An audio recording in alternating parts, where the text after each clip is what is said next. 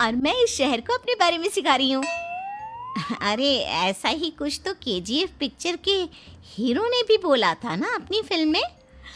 ये हुई ना बात, सही पहचाना आपने।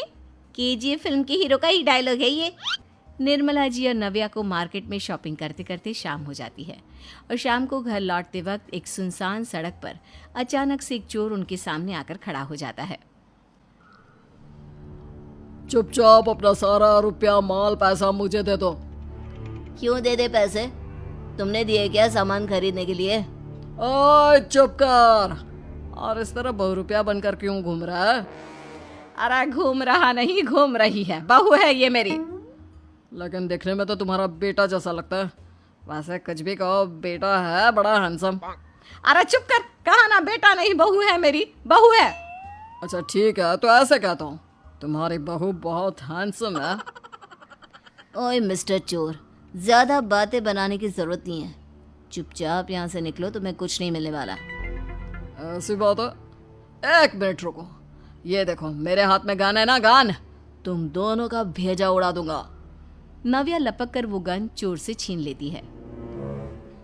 ट्रिगर पे उंगली रखने वाला हर कोई शूटर नहीं होता, और उनकी औकात उनको चाहने वालों के अलावा और कोई समझ नहीं सकता। क्या बोले रहा? ये लाइन तो मैंने कहीं सुना है। अरे सुना होगा, जरूर सुना होगा, क्योंकि केजीएफ फिल्म तो सबने देखी है ना। मेरी बहू तो दिन में 4-4 बार देखती है, उसी का डायलॉग है ये। अरे वाह आंटी जी, बहुत कमाल की है आपकी बहू। चलता फिरता केजीएफ का एक्टर ही लगती है।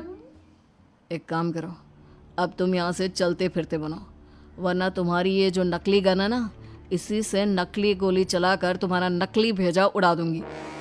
चोर डर के मारे वहां से भाग जाता है।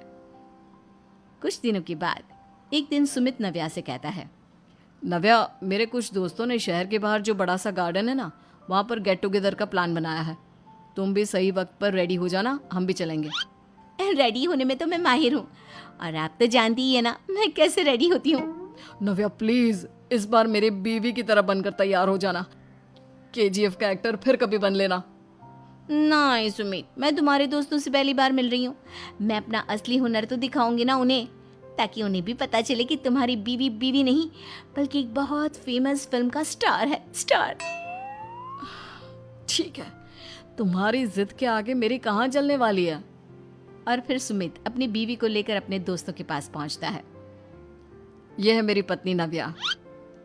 अरे मुझे तो लगा ये तुम्हारा कोई नया दोस्त है। हाँ, मैं भी बहुत देर से सोच रहा था कि सुमित का नया दोस्त तो बड़ा हैंडसम है।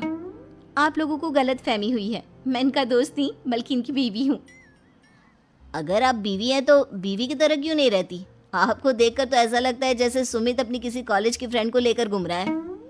अब क्या बताऊं यार, तुम लोग ही समझाने की कोशिश करो, मेरी तो कोई बात नहीं सुनती। अरे भाभी जी, ये तो बहुत बुरी बात है, रियली वेरी बैड। हमारे दोस्त को तो बीवी के साथ रहने की फीलिंग ही नहीं आती होगी।